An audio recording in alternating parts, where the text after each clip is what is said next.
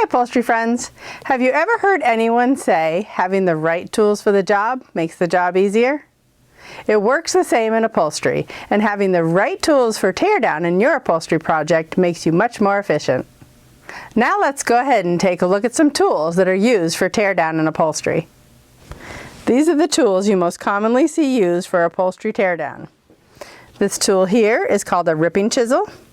It's used to remove nails and tacks from your project. The end of the ripping chisel is beveled, which helps it get underneath the edge of the head of the nail that you're trying to pry up.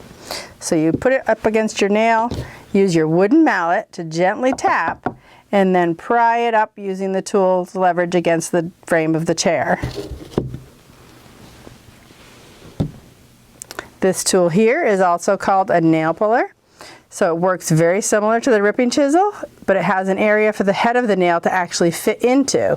So again, you get it up against the nail that you're trying to remove, use your wooden mallet to tap, and then gently pry it up as you get it underneath the nail head. This tool is called a staple puller, and it's instinctive for people to use these for removing the tacks, and you really don't want to do that because it dulls these points. These sharp points are what allow you to get underneath the edge of a staple and then rock the tool from side to side to pry those staple legs up out of the wood.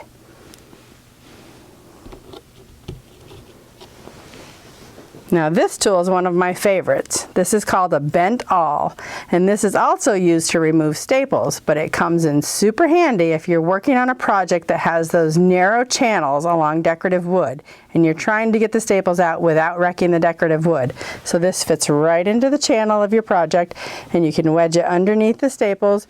Again, you can use the mallet if you need to, but typically it's not necessary. You can usually get it underneath there and then just gently pry them up.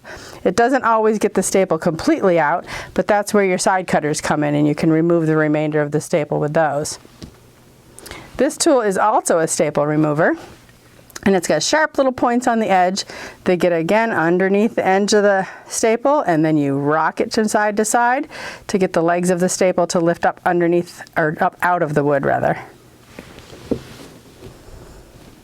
Now when the staples break on you, or you need to lift them out of those channels like we talked about, you want to have a pair of side cutters.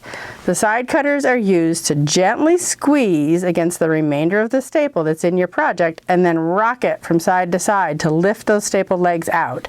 If you just grab onto the staple and yank up, you're just going to continue to break them, and you're not going to be able to remove the leg of the staple that's still stuck in the wood. So these come in handy when your staples are broken and stuck into the wood, and you can use it to remove the rest of it out.